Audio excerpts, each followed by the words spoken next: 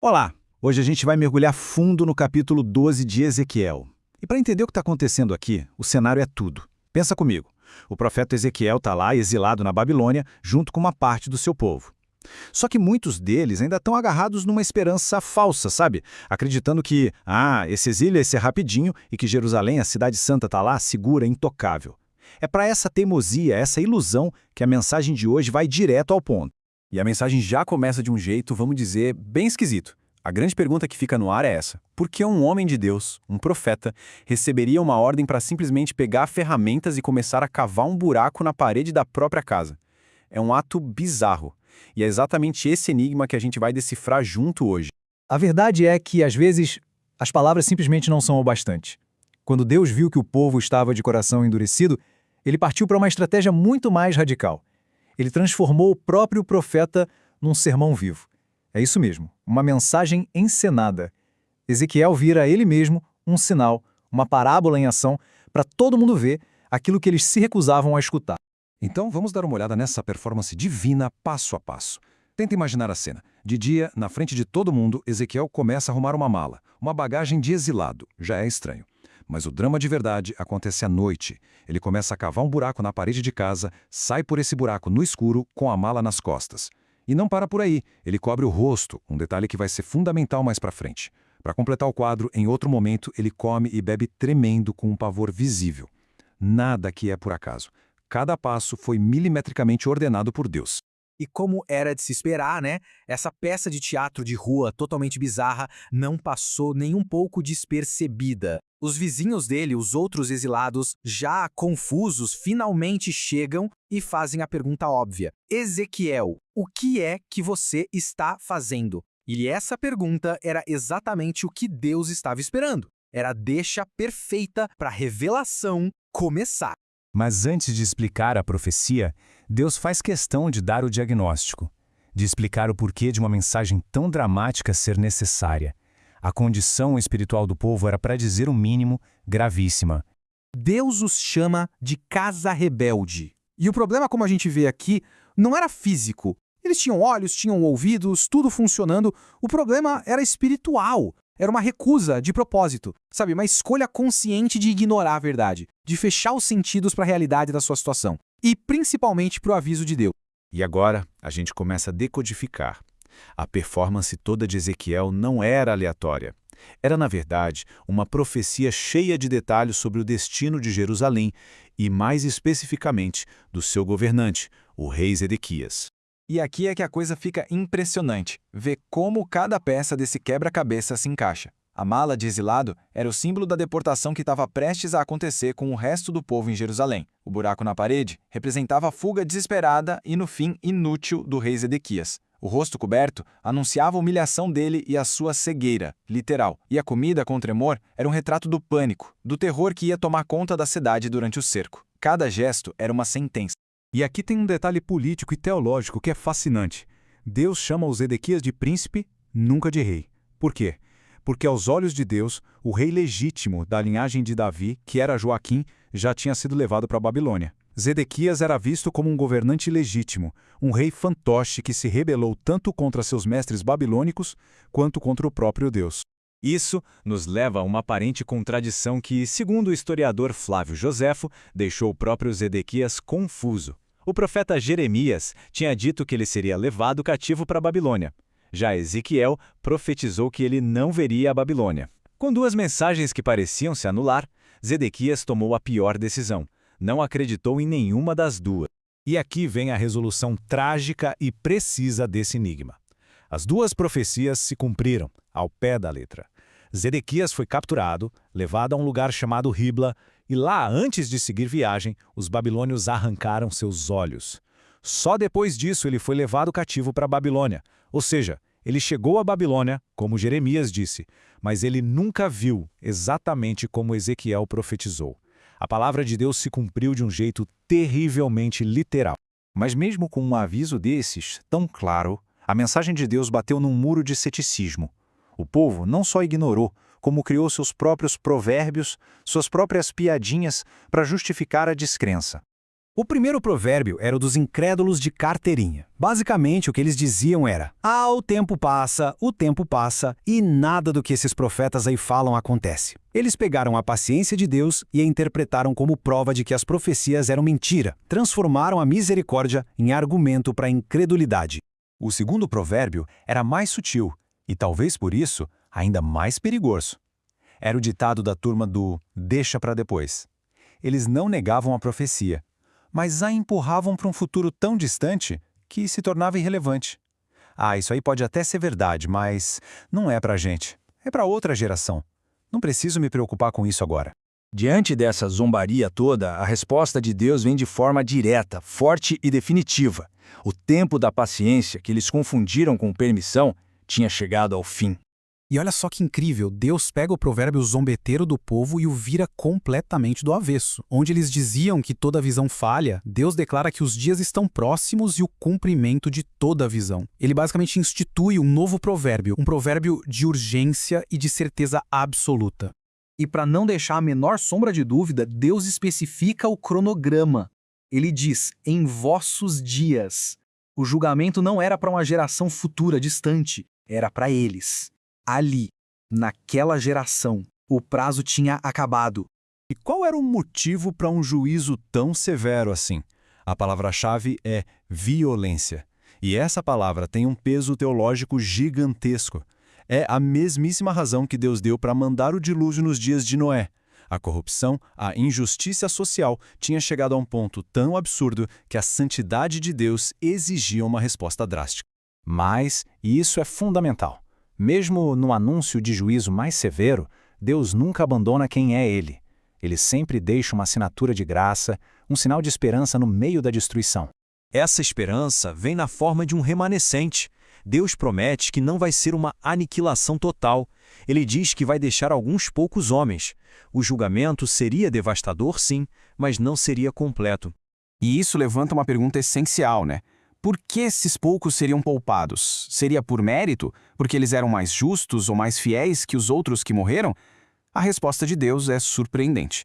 Não, eles não foram poupados por serem melhores. Eles foram poupados para uma missão. Eles seriam as testemunhas vivas da justiça de Deus. Quando as outras nações perguntassem, por que o Deus de vocês deixou isso acontecer? O remanescente teria a resposta, não foi fraqueza do nosso Deus, foi por causa do nosso pecado. A sobrevivência deles não era para a glória deles, mas para vindicar, para defender e declarar o nome de Deus. No fim das contas, a grande lição que fica é esta. Seja no juízo pesado sobre a maioria ou na graça que preserva uma minoria, o objetivo final de Deus é sempre o mesmo: a sua própria glória e que o mundo o conheça de uma forma que transforma, que salva. Isso tudo nos deixa com uma pergunta para a gente refletir. Para o povo de Israel, a paciência de Deus foi vista como uma permissão para continuar no erro. A questão que fica para nós é: como a gente encara a paciência de Deus hoje? Como um convite urgente para a mudança ou como uma desculpa para adiar o que a gente sabe que precisa fazer? Mestre, ainda temos dúvidas. Vinde e examinemos juntos a verdade. Sabe aquela situação que, olha, acho que todo mundo já viveu. A gente sabe lá no fundo que alguma coisa precisa mudar. Pode ser um hábito, um relacionamento, um caminho que a gente está seguindo e que não está legal. Sim, aquele incômodo. Exato. Mas, como não tem uma consequência imediata, sabe? Nada explode, a gente vai empurrando com a barriga. Totalmente. A vida continua e, aos poucos, um pensamento perigoso vai se formando, que é: não deve ser tão grave assim, depois eu resolvo. Deus entende. Isso, Deus entende. É exatamente sobre essa linha tênue, essa navalha, que a gente vai conversar hoje. A paciência de Deus é um convite para mudar ou uma permissão para continuar como a gente está? Essa confusão é o centro de tudo, e ela não é nem um pouco nova. Para a gente mergulhar nisso, vamos fazer uma viagem no tempo. Tenta se colocar no lugar de um povo vivendo longe de casa no exílio. Certo. A situação era, assim, objetivamente ruim. Mas eles se agarravam numa esperança que era, na verdade, uma ilusão. Eles se convenceram de que aquilo era só uma fase, que logo tudo voltaria ao normal. Uma espécie de pensamento positivo, mas que paralisava. Exatamente. E essa falsa segurança, essa ideia de que não precisavam fazer nada de verdade, foi o que endureceu o coração deles. E como era a descrição desse endurecimento? O que se dizia sobre eles? A descrição que Deus faz é brutalmente honesta. Ele diz que eles tinham olhos, mas não viam. Tinham ouvidos, mas não ouviam. Nossa! E aqui está o ponto que me arrepia. Não era por falta de capacidade. Não era um problema físico. Era falta de disposição. Eles escolheram não ver e não ouvir. Essa última parte é o que mais assusta, né? A ideia de ter a capacidade de enxergar, mas escolher ativamente não olhar. Sim. E é aí que eu acho que essa história antiga deixa de ser sobre eles e vira um espelho assustadoramente preciso para nós. Como isso se manifesta hoje? De maneiras muito sutis. Pensa na nossa vida de fé. Quantas vezes a gente percebe que ela esfriou? Aquela conversa com Deus, aquela paixão, virou algo morno. Protocolar, quase. Isso. E em vez de admitir estou me distanciando, a gente diz que é só cansaço, a correria do dia a dia. A gente dá um nome mais confortável para não ter que lidar com um problema real. Totalmente. É a mesma lógica de quando um erro começa a virar hábito. Uma mentirinha aqui, uma grosseria ali. Um vício que vai ganhando espaço. Sim. E em vez de chamar de pecado, de algo sério, a gente reclassifica. É minha fraqueza humana. Como se dar um nome mais psicológico diminuísse a gravidade daquilo. Exatamente. É uma forma de normalizar o desvio. E talvez a forma mais profunda disso seja quando a gente sente aquele cutucão da consciência, sabe? Uhum. Aquele chamado para voltar, para pedir perdão, e a gente simplesmente abaixa o volume. A gente escolhe não ouvir. E por que a gente faz isso? Porque ouvir de verdade nos colocaria em movimento. Exigiria mudança, renúncia, talvez uma conversa difícil, um pedido de perdão que fere o nosso orgulho. A verdade é que, quando encarar a realidade dói, nosso coração é mestre em criar uma neblina, né? É isso. É mais confortável ficar no lusco-fusco das nossas desculpas do que encarar o sol da verdade. E diante dessa recusa, dessa surdez voluntária, qual é a resposta de Deus? Ele simplesmente desiste? É aqui que a história fica fascinante. Ele não desiste, mas também não insiste na mesma tecla. Palavras já não estavam funcionando. Então, o que ele faz? Ele parte para uma estratégia completamente diferente. Algo drástico, visual, impossível de ignorar. Ele transforma o profeta Ezequiel em uma mensagem viva. Espera aí, como assim? Uma mensagem viva, o que isso quer dizer na prática? Quer dizer que, em vez de falar, Ezequiel teve que fazer. É quase uma performance artística. Mas por que algo tão teatral? Porque a surdez deles era tão profunda que as palavras já não penetravam. Era preciso um choque, entende? Era preciso criar uma cena que gerasse o que está acontecendo aqui. Algo que eles não pudessem ignorar. Exato. Era desconfortável, constrangedor, mas era Deus usando a vida e a reputação de um homem para gritar uma mensagem. Era como se ele estivesse dizendo, ok, vocês não querem mais ouvir, então talvez consigam ver o que está prestes a acontecer. Que loucura! E funcionou? Diante de um sinal tão visual, as pessoas finalmente acordaram. A gente gostaria de pensar que sim, né? Mas a capacidade humana de criar desculpas para a inércia é quase infinita. Em vez de olharem para si mesmos, eles começaram a criar justificativas. E quais eram as desculpas? Porque isso me interessa muito. A gente é mestre em criar narrativas para justificar nosso comodismo. Havia duas principais, e elas são perigosíssimas até hoje. A primeira era a do ceticismo pelo tempo. Eles diziam, essas profecias, essas advertências, a gente ouve isso há anos e nada acontece. O famoso ver para crer. Exato. O tempo passa, a vida continua. São só palavras vazias. Eles usavam a demora como prova de que não era verdade. Entendi. E qual era a segunda desculpa? Essa era talvez ainda mais sutil. Outros até acreditavam que as palavras eram verdadeiras, mas criaram uma distância de segurança. Eles pensavam, sim, isso é verdade, mas para um futuro muito distante. Isso é para os nossos filhos, para os nossos netos. Não tem urgência para a minha geração, para o meu agora. Ok, essa segunda me pegou. Porque ela parece mais sábia, né?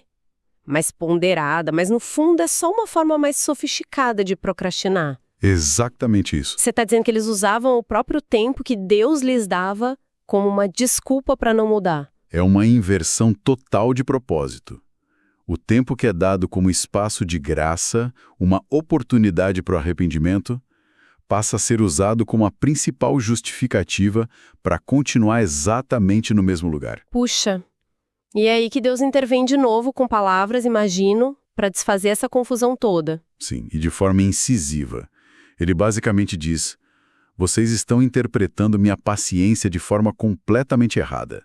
A paciência divina não é permissão para o erro, é um convite ao arrependimento. O silêncio dele não é concordância. De jeito nenhum. E o atraso da consequência não é esquecimento. É um espaço de misericórdia, não um passe livre. E como ele quebra aquela desculpa do isso é para o futuro? Ele restabelece a urgência de forma categórica. Ele diz que a sua palavra se cumprirá nos vossos dias. Com essa frase, ele colapsa aquela distância confortável que as pessoas criaram. Ele está dizendo: não, isso não é para a próxima geração. É para vocês. A janela de oportunidade não é infinita. É agora. Isso me faz pensar sobre o que estava acontecendo de tão grave para exigir uma resposta tão urgente. Era só uma questão de desobediência religiosa? Olha, se a gente conecta isso ao quadro geral, vemos que o problema era muito mais profundo. Não eram só atos isolados de desobediência. Era algo maior. Muito maior. O que havia acontecido é que a injustiça, a violência, a corrupção tinham se tornado o sistema. Era o jeito normal de viver. E a própria natureza de Deus, a sua santidade, não podia simplesmente ignorar um sistema inteiro construído sobre o egoísmo. Entendi. A paciência estava chegando ao limite porque o propósito dela, que era a mudança, estava sendo ativamente rejeitado. Exato. Nesse ponto, a história parece muito sombria. Um povo de coração duro, um sistema corrupto, um aviso final. Parece um beco sem saída. Existe alguma luz nesse túnel? Existe.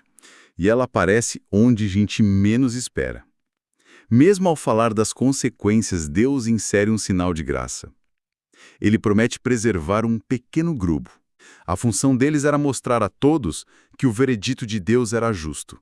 Que não foi Deus que falhou com seu povo, foi o povo que falhou com Deus. Uau, que ideia forte! E como essa dinâmica toda de paciência, juízo e graça chega até nós hoje? Ela ecoa de uma forma absurdamente direta. Porque, no fim das contas, nós também fomos alcançados e preservados, não por algum mérito nosso, mas pela fidelidade de Deus.